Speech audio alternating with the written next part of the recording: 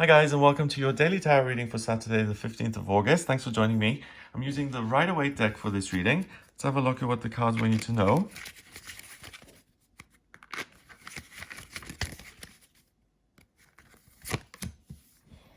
We have the Five of Cups, then Death. Okay, this looks joyous. And the Seven of Swords. Okay, interesting. The Five of Cups is loss, it's grief. Then Death is an ending. So it can be an ending to grief. And then we've got the Seven of Swords. And interestingly enough, he's going in. That is self-interest and being egotistical and interested in the self, and to the expense and at the detriment of other people's well-being and happiness. Okay, so let's see what all this means. The Five of Cups is a card that represents someone grieving, having lost something. He's lost 3 cups, the contents of 3 cups. 2 had wine in them, so we've got red liquid there, and we've got some water. And these 2 cups are still upright, and he's still got something in those. So the reason the card is a matter of perspective is that he has a choice, really. He can grieve over what he's lost, or he can be grateful for what he's got and his environment and that he's still around, and really get back to basics and have a reality check and say, do you know what? Life isn't perfect.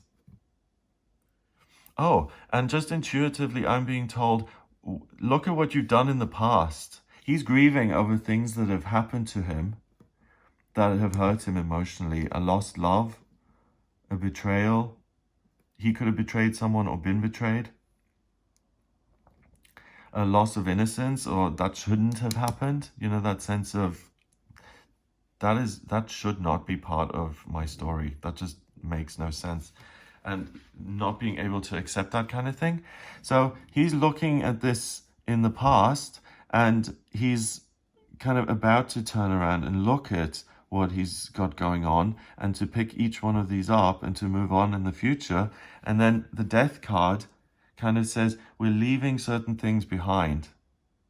So it's almost like this energy comes into your life today that allows you to let go of circumstances that are long over with and that you're still entertaining in your head and that are still taking up room in your emotional and spiritual and physical life.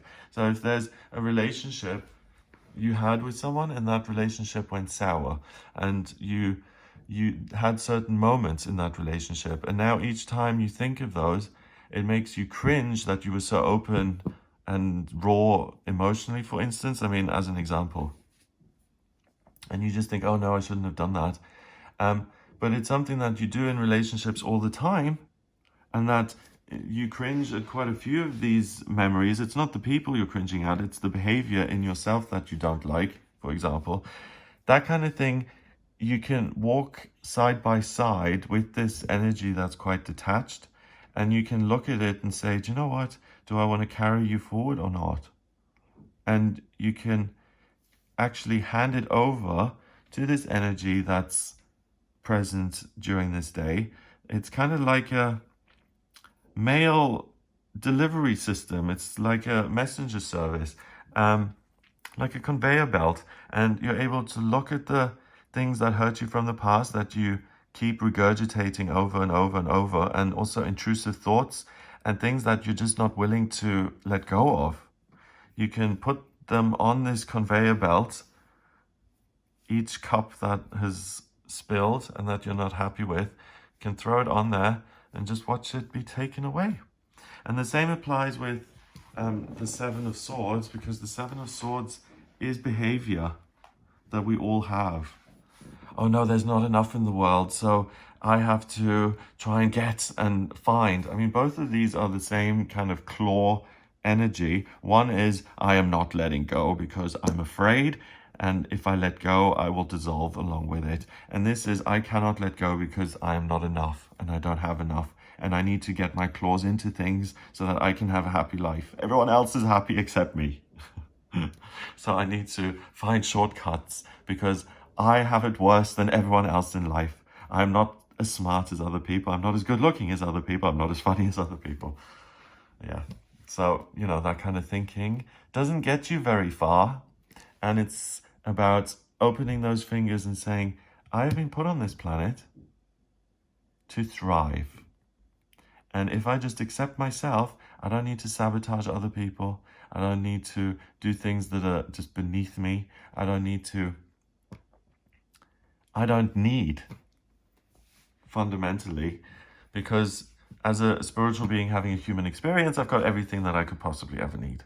So these things as well, where you get your claws in and you just, for instance, it could be jealousy. It could be being super controlling of a partner and say, where are you going? What are you doing? It's 8 p.m. You're not going out, are you? It's ways of thinking that are really like, a steel trap. It's like ways of thinking in yourself that you recognize that you don't like. Are you prejudiced? Do you have a prejudice against a certain group of people or a place? Remember, swords are thinking. So it's all the thoughts that really cut deep and that are sharp and dangerous. Throw those on the conveyor belt of death as well and just watch it be taken away. Death is like a cleansing today. It comes in. We've got the 13th card of the Major Arcana. It's so interesting. I keep getting like this vision, like the writer is kind of going past here and he's saying, okay, it's fine to grieve a little bit longer. You still got this. Move on when you're ready. And then he moves on and he meets this kid and the kid is like, oh, okay, I actually don't need to steal all this. This is what's coming my way. I'll just run back so I can continue the behavior. But if he keeps going and meets the rider here, he'll be able to say, okay, I don't need to engage in this behavior at all and just let it all drop. Because I am enough. So I think why is that such a hard lesson for us to learn? That we, the way we are, I guess we just don't seem new and interesting to ourselves because we're always with ourselves. Although most of us don't even know who we are. And it's an ongoing journey of trying to discover that. But yeah, I mean, you will know yourself better than anyone. So I guess you don't seem as shiny and bright and glamorous as, the outsides you compare yourself to of other people, the outsides of other people, that is. So it's really a day of accepting that certain things are going to be done, and that if you want to make room for new things to come in to your life and for the sun to kind of shine on other things in your own spiritual kingdom, you've got to let go of some of this negative stuff and you've got to undo the claw formation and just let go first of all. And then if you really want to kind of engage with this, put your hands together like this to receive. Because energy can never dissipate, and if there is energy there, it can change, but it can't be destroyed. And the energy of death always brings with it new life. It's Pluto, it's Hades, it's the underworld, the overworld. It's it's death and rebirth, it's transformation, it's reincarnation, it's all of that stuff. And if you want to reincarnate yourself as an individual, change can sometimes be really hard and it feels super difficult to change as a person, but it is really possible. And what's really, really possible is changing your frequency as a being and just saying, do you know what? Do I want to vibrate at the frequency of grief and hatred and resentment and or do I want to resonate at the frequency of joy and carefree existences and happiness and dancing partners in the tango and just having the grace in the universe to change that frequency and to able to lift yourself up, and then the real world follows.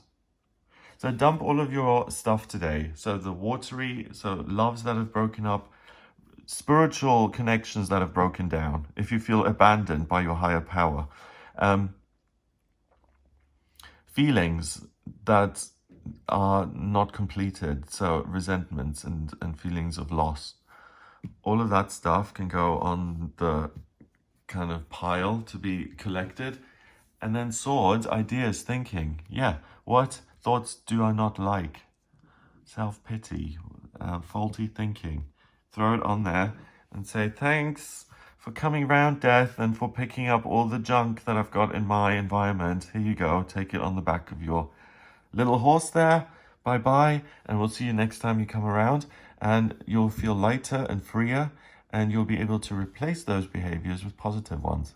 It sounds really simple and easy. When you tune into this, it really is. When you're on that spiritual highway, you just throw things on, and yeah, even imagine if there's a conveyor belt, everything duality, right? You're throwing all your garbage on there, so watch that go out, and the other conveyor belt on the other side is bringing in the good behaviors, the good relationships, the love, the positivity, the joy,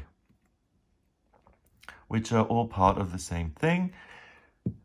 And if you don't get that, ask for clarity on how can negative behaviors and positive behaviors be part of the same thing.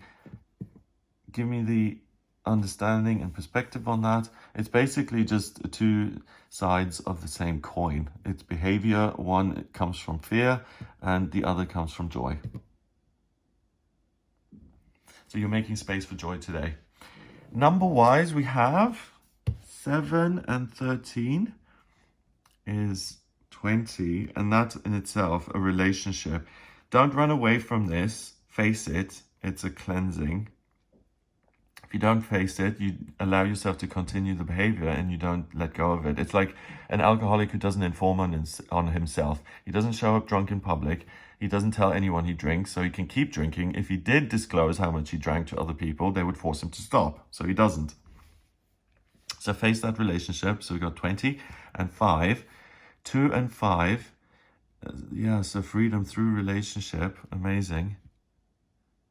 Freedom through your ability to face that you're not one way. You can be whatever you want to be. You're the only unity we've got on planet Earth. Everything is dual, left and right, up and down, but you're one. And you can lift a certain aspect of yourself, or you can bury it in the basement somewhere. So again, facing that relationship allows you to be free. But 2 and 5 is 7, and 7 is mind and creativity. So use your mind to focus on what you still have rather than what you've lost. What you have always had rather than what you need to take and grab and steal, which is nothing because you have everything. And this energy, death coming in, it doesn't need to be death. It can be peace. It can be life. It can just be a stream of consciousness, a current, a little brook, a babbling brook. Okay, have a wonderful day. If you'd like a personal reading with me, please get in touch via my website. It's gregoryscott.com. Click on the button on the front page to order a reading with me. In my personal readings, I can answer any questions you have, so please get in touch via the website, gregoryscott.com. If you like this video, please hit the like button and give it a thumbs up. Subscribe to the channel to join all the lovely people on here. And share the video online if you like it. Have an amazing day, and I'll speak to you tomorrow.